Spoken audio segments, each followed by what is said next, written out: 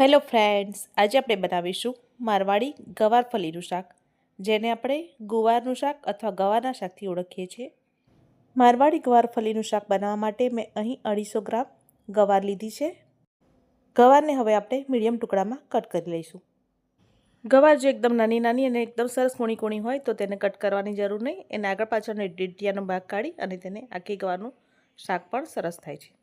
તો બધી ગવારને મેં અહીં સુધારી લીધી છે. હવે આપણે ગવારને પ્રેશર કુકરમાં લઈ લઈશું અને મીઠું અને હળદર નાખી અજમો નાખીશું અને જરૂર પૂરતું પાણી ઉમેરીને આપણે તેને પ્રેશર કૂક કરીશું.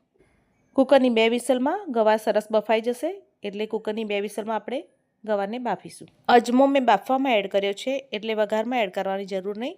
બાફવાથી બધો અજમો એકબીજામાં સરસ ભળી જશે અને એની સ્મેલ ખૂબ જ સરસ આવશે. ગવાર બફાય છે ત્યાં સુધી આપણે શાકમાં એડ કરવા માટેની ગ્રેવીની તૈયારી કરીશું. તો જેના માટે મેં અહીં 2 ટામેટાં લીધા છે, જેને આપણે 4 મોટા ટુકડામાં કટ કરી લઈશું અને ત્યારબાદ તેને છીણી લઈશું. તો આપણે ટામેટાની અંદર રહેલો બીજનો ભાગ આપણે રિમૂવ કરી લઈશું. બધા ટામેટાને બીજથી અલગ કરી લઈશું. તો ટામેટાને મેં બીજથી અલગ કરી લીધા છે. હવે આપણે તેને છીણી લઈશું. જે મોટા હોલવાળી છીણી આવતી હોય છે તેનાથી ટામેટાને હવે આપણે છીણી લઈશું. ટામેટું છીણાઈ જાય એટલે આપણે તેની છાલનો ભાગ અલગ કરી લઈશું. તો બધા ટામેટાં સરસ છીણાઈ ગયા છે. હવે આપણે શાકમાં એડ કરવા માટે એક ચટણી તૈયાર કરીશું. જેના માટે 10 થી 12 કળી લસણ, 2 ચમચી લાલ મરચું પાવડર અને સ્વાદ પ્રમાણે મીઠું ઉમેરીને ખાંડી અને સરસ મજાની ચટણી તૈયાર કરીશું. રાજસ્થાની ગવારના શાકમાં આ પ્રમાણેની ખાંડીને ચટણીને તૈયાર કરીને શાકમાં એડ કરવામાં આવતી હોય છે. હવે કુકરને ખોલીને જોઈ લઈએ તો ગવાર સરસ બફાઈ ગઈ છે. હવે આપણે શાકને વઘારવાની તૈયારી કરીશું. એક કડાઈમાં 3 ચમચી જેટલું તેલ લઈશું. અહીં આપણે તેલને થોડું ચડિયાતું લેવાનું છે. તેલ ગરમ થાય એટલે 1 ચમચી રાઈ ઉમેરીશું.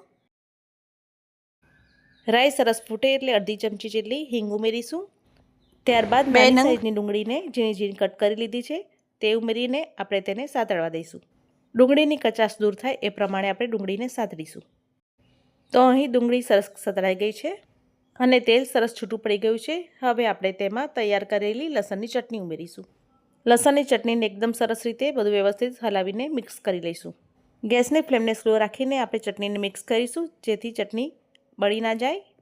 બસ હવે ચટણી સરસ મિક્સ થઈ ગઈ છે. હવે આપણે તેમાં છીણેલા ટામેટાં ઉમેરીશું. ટામેટાં ઉમેરીને બધું એકદમ સરસ રીતે વ્યવસ્થિત મિક્સ કરી લઈશું અને તેને થોડીવાર માટે ખુલ્લા જ સાતળીશું.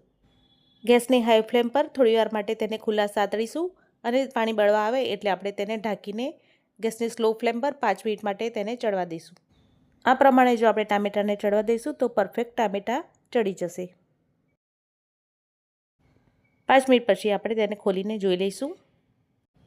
એક વખત આપણે બધું સરસ મિક્સ કરી લઈશું. તો તમે જોઈ શકો છો તેલ એકદમ સરસ છૂટું પડી ગયું છે અને ટામેટાં પણ સરસ કૂક થઈ ગયા છે. હવે આપણે તેમાં મસાલા કરી લઈશું. તો અડધી ચમચી હળદર પાવડર, 1 ચમચી ધાણા જીરું પાવડર, અડધી ચમચી ગરમ મસાલો, સ્વાદ પ્રમાણે મીઠું.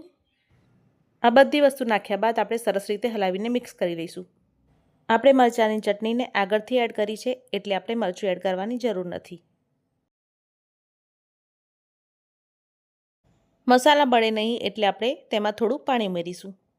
પાણી ઉમેરીને વ્યવસ્થિત રીતે હલાવીને મિક્સ કરી લઈશું. અત્યારે જ ગ્રેવીનો કલર એકદમ સરસ દેખાઈ રહ્યો છે. ગ્રેવીમાંથી પાણી બળી જાય અને તેલ સરસ છૂટું પડે ત્યાં સુધી આપણે તેને સાતળીશું. તો તમે જોઈ શકો છો તેલ સરસ છૂટું પડી ગયું છે.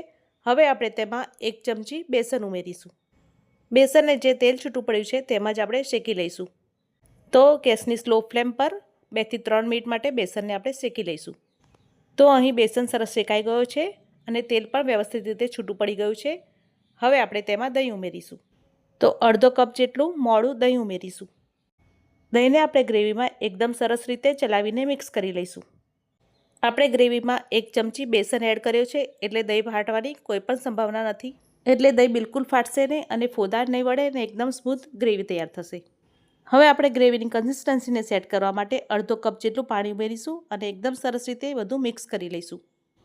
ત્યારબાદ 5 મિનિટ માટે સ્લો ફ્લેમ પર તેને ખુલ્લું જ તેલ છૂટે ત્યાં સુધી આપણે ચડવા દઈશું. હવે કમ્પ્લીટ ગ્રેવી બની ગઈ છે. હવે આપણે તેમાં બાફેલી ગવાર એડ કરી દઈશું.